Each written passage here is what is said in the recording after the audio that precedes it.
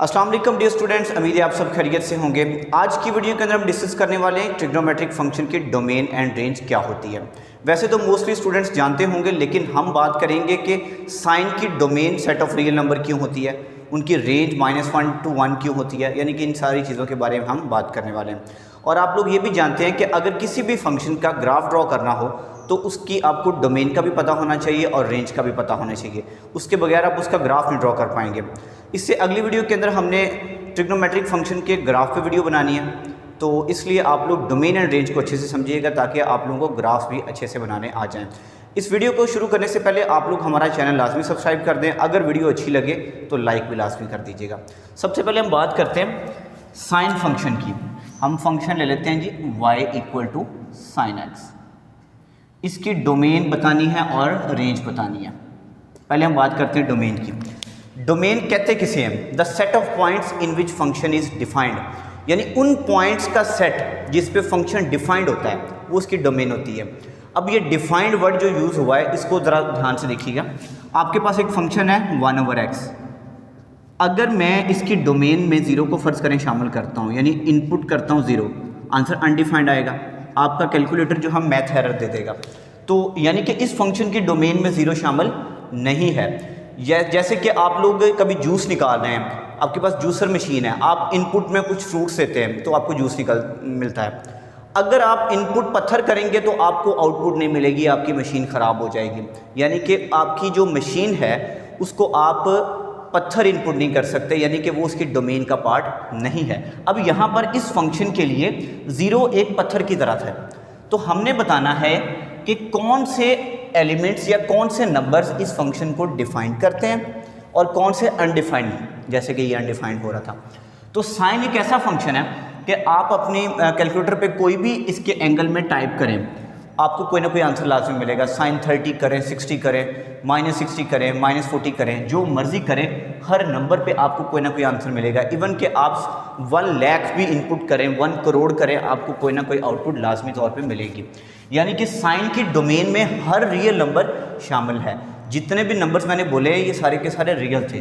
तो साइन की डोमेन को हम ऐसे भी लिख सकते हैं, R लिख दें जस्ट, इसका मतलब होता है सेट ऑफ रियल नंबर, या सेट ऑफ रियल नंबर लिख दें, या ऐसा लिख दें जी -∞ to ∞, यानी कि -∞ और इन्फिनिटी के दरमियान में इन्फिनिट एलिमेंट्स आते हैं, सारे के सारे रियल नंबर्स हैं, -∞ और इन्फिनिट के बिटवीन। यहाँ पे मैंने लगाई हुई है ओपन इंटरवल लगाया है। ओपन इंटरवल ये बताता है कि -∞ और इन्फिनिट इंक्लूड नहीं है। इसका तो पता ही है ये क्या है, इस वैल्यू का, इस वजह से ये शामिल नहीं है, सिर्फ इनके दरमियान वाले जो हैं वो शामिल है। यानी कि साइन की डोमेन है set of all real number. अब हम बात करते हैं रेंज की। आप जब इस साइन का आंसर निकालेंगे, लाइक 30 पे निकालते हैं, 90 पे निकालते हैं, आप 10-15 आंसर निकाल के देखें, 1 से बड़ा आंसर नहीं आता साइन का, यानी आउटपुट जो है वो 1 से बड़ी नहीं आती। इसी तरह -1 से छोटी आउटपुट नहीं आती, यानी कि इसकी जो रेंज है वो -1 से लेकर 1 के बिटवीन है। ये वाली ब्रैकेट्स लगा रहा हूँ, स्क्वायर ब्रैकेट्स, ये बता रही है कि -1 भी इंक्लूड है और 1 भी इंक्लूड है। 90 पे आता है 1 और साइन 270 पे आता है -1। -1 सबसे छोटी वैल्यू है और +1 सबसे बड़ी वैल्यू है।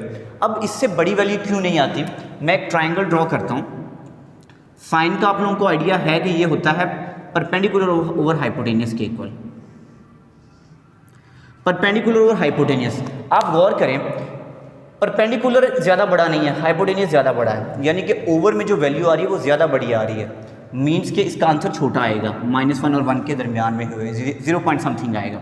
अगर मैं ऐसा करता हूँ, परपेंडिकुलर को बढ़ा देता हूँ, परपेंडिकुलर बढ़ेगा, यानी कि परपेंडिकुलर ऊपर था, अगर परपेंडिकुलर बढ़ेगा तो हाइपोटेनियस भी बढ़ेगा साथ ही। जाहिर सी बात है ये लाइन ऊपर को जाएगी, ये भी लाइन ऊपर को साथ जाएगी, तो इनको डिवाइड करेंगे तो जो आंसर आएगा वो भी छोटे से छोटा होगा। यानी कि जाहिर सी बात है ऊपर वाली वैल्यू बड़ी है, नीचे भी बड़ी है, डिवाइड करेंगे आंसर छोटा आएगा। यानी कि -1 से लेकर 1 तक ही आंसर आ सकता है, इससे हट के कोई आंसर नहीं आएगा। इनके दरमियान में 0.5 आता है, 0.8660 आता है, वो भी सारे के सारे इसकी रेंज में आ सकते हैं, बल्कि आते हैं। सेकंड नंबर पे आ जाता है साइन फंक्शन, वो भी बिल्कुल ऐसे ही है, sorry cos function. Cos function की डोमेन भी होती है सेट ऑफ रियल नंबर, और जो रेंज होती है वो -1 से लेकर 1 तक होती है। इसकी भी लॉजिक सेम यही वाली है जो अभी अभी हमने पढ़ी है। तीसरे नंबर पे आ जाता है tan function y equal to 10x। अब इसकी डोमेन हमने बतानी है। मैंने पहले भी बताया था कि जूसर मशीन में हम पत्थर इनपुट नहीं कर सकते।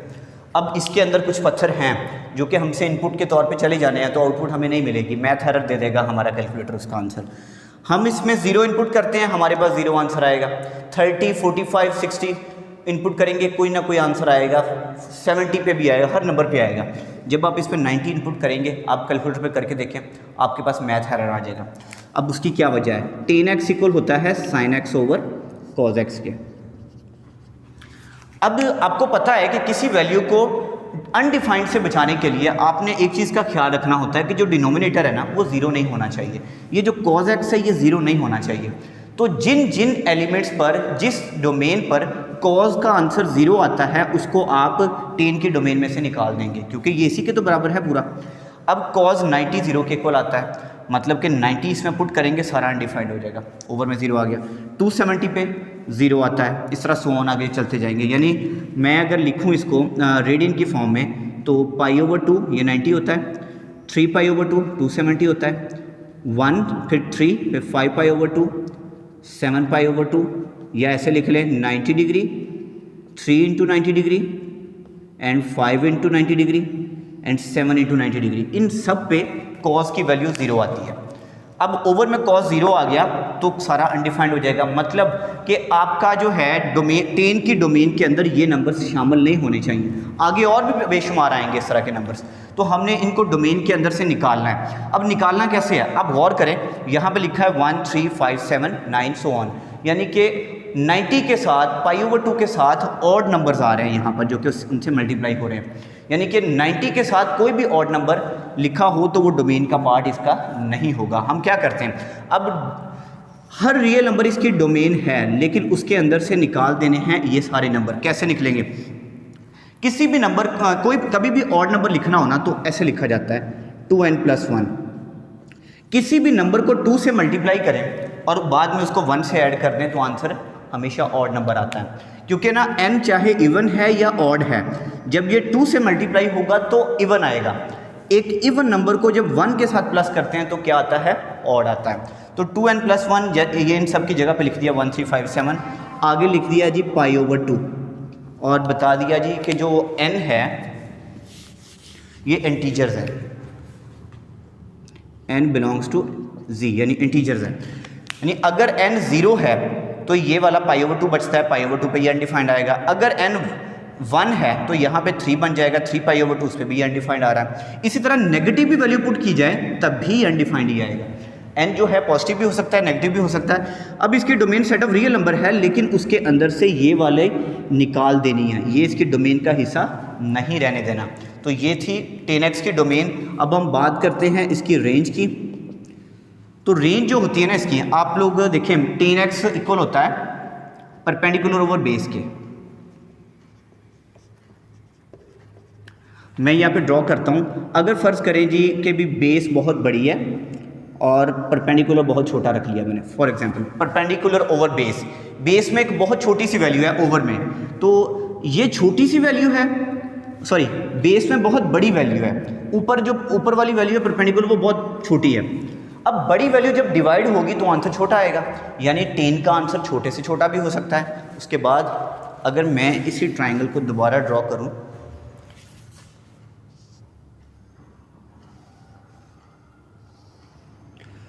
परपेंडिकुलर बहुत बड़ा हो और बेस बहुत छोटी हो, तो ये भी पॉसिबल है। इस तरह से देखें तो इसका आंसर क्या आएगा, यानी कि डिवाइड जो कर रही है वैल्यू वो बहुत छोटी है, जो ऊपर है न्यूमरेटर में वो बहुत बड़ी है, तो आंसर इसका क्या आएगा? बहुत बड़ा आएगा।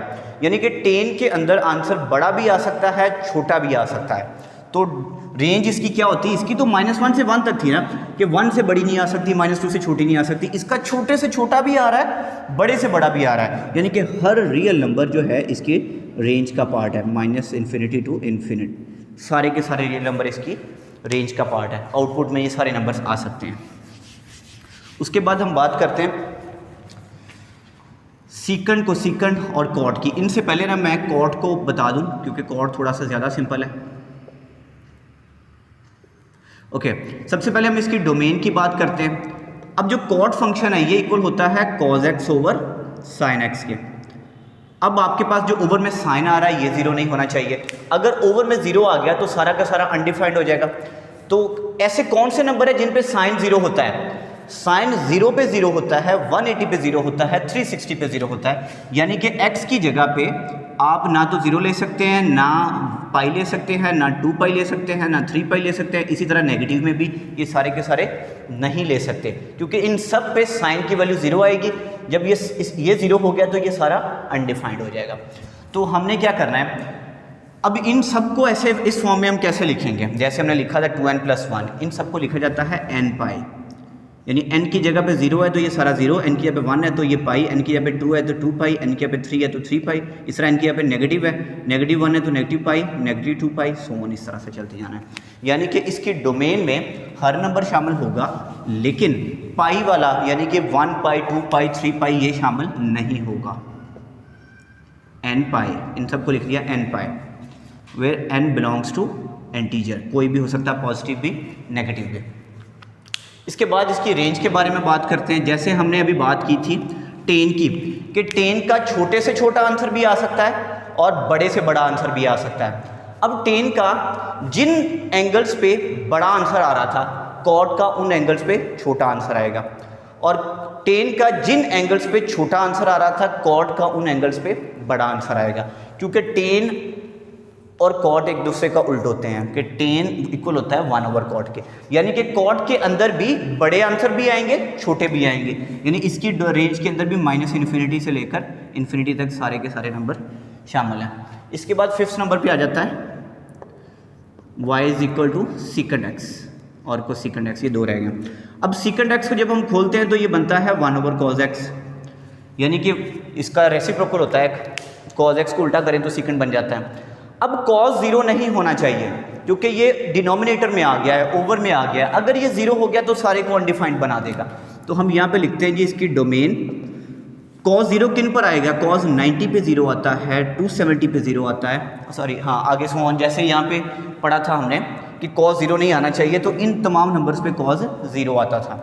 तो सीकेंट की डोमेन में हर रियल नंबर है, लेकिन जो है 90 के साथ अगर ऑड नंबर आ जाए तो वो वाला इसकी डोमेन के अंदर शामिल नहीं होगा। ठीक है, 90 के साथ अगर कोई और नंबर आ जाता है तो इसकी रेंज क्या होगी? अब देखें, cos को उल्टा किया तो सीकेंट बना, हमें पता है इस चीज़ का। अब cos की जो रेंज थी वो थी -1 से लेकर 1 तक। जब हमने इनको उल्टा कर दिया तो इनकी रेंज भी उल्टी हो जाएगी। यहाँ पर उसने बताया था कि -1 से लेकर 1 तक हर नंबर। अब सीकेंट की रेंज में वो कहता है कि -1 और 1 के दरमियान में जो नंबर है ना, इनके अलावा बाकी तमाम नंबर्स इसकी रेंज है। यहाँ पर तो सिर्फ ये था ना कि -1 से 1, इनको उल्टा कर दिया, सीकेंट बन गया। तो उसने कहा कि -1 से लेकर 1 तक जितने भी नंबर हैं, उनके अलावा बाकी तमाम नंबर्स इसकी रेंज है। यानी कि -∞ से लेकर -1 तक, -1 आपकी सीकेंट के आउटपुट में आ सकता है, और -90 इसमें शामिल नहीं है। आप 180 पुट करेंगे तो आ जाएगा -1। यूनियन यानी कि हर नेगेटिव नंबर -1 तक, यूनियन 1 से लेकर इन्फिनिट तक, यानी हर पॉजिटिव नंबर इन्फिनिट से पीछे पीछे। अब यूनियन लगाया है, मतलब कि इनके दरमियान में जितने नंबर्स हैं और इनके दरमियान में जितने नंबर्स हैं, और ये वाले -1 और 1 दोनों, इनको इकट्ठा कर लिया जाए तो उसकी रेंज बनती है। अब -1 और 1 के दरमियान में जो नंबर्स हैं ना, वो नहीं शामिल इसके अंदर, वो इसकी डोमेन का पार्ट नहीं है। अब इसके दरमियान में एक 0 भी है, एक एग्जांपल के तौर पे लेते हैं, सॉरी, यानी कि वो इसकी रेंज में नहीं, आंसर में आ नहीं सकता। यानी कि जो भी हमने अभी बात की है ना, 0 आंसर के अंदर नहीं आ सकता। 0 तब आएगा ना जब ओवर में इन्फिनिट आ जाएगा, 1 ओवर इन्फिनिट 0 होता है, लेकिन आपकी आउटपुट इन्फिनिट आएगी नहीं यहाँ पर कॉस पर, तो इसलिए ये इसकी रेंज है। तो आप 6 और लास्ट इसका है y = cosecant x, इसकी हम डोमेन बताते हैं। ये इक्वल होता है 1 ओवर साइन के। अब साइन 0 नहीं होना चाहिए, साइन 0 होता है n पाई पे। हर रियल नंबर इसकी डोमेन है, लेकिन n पाई निकाल के, ये निकाल दिया बीच में से, बता दिया साथ n belongs to integer, positive हो या नेगेटिव हो। और रेंज क्या है? साइन की को उल्टा किया तो कोसेकेंट बना। تو سائن کی جو رینج تھی یہ والی کاز اور سائن کی سیم تھی، ان کو الٹا کریں جیسے یہاں پہ ہم نے کیا تھا کہ -∞ to -1 یعنی -1 سے 1 کے درمیان میں نہیں ہوگی، باقی سارے کے سارے ہوں گے، یہ اس کی رینج آ گئی۔ آپ اس کو ایسے بھی لکھ سکتے ہیں y is less or equal to -1 یعنی -1 اور -1 سے تمام چھوٹے نمبر، اور y is greater or equal to 1 یعنی 1 اور 1 سے تمام بڑے نمبرز، یعنی اس کا بھی یہی مطلب ہے کہ -1 اور 1 کے درمیان والی شامل نہیں ہیں۔ آپ اس کی رینج کو ایسے بھی لکھ سکتے ہیں۔ یہ تھا ہمارا آج کا topic domain and range of trigonometric function. Next video کے اندر نا ہم نے صرف رینج آف ٹریگنومیٹرک فنکشن پہ ایک ویڈیو بنانی ہے، وہاں پر ایسے فنکشن ہوں گے 1/1 + sin x کہ ان کی رینج کیسے نکالی جاتی ہے، تو اور ساتھ ایک ویڈیو بنائیں گے گرافز آف ٹریگنومیٹرک فنکشن۔ ان دونوں ویڈیوز کے لنک جو ہے آپ کو اسی ویڈیو کے ڈسکرپشن میں مل جائیں گے جیسے ہی وہ بن جاتی ہیں۔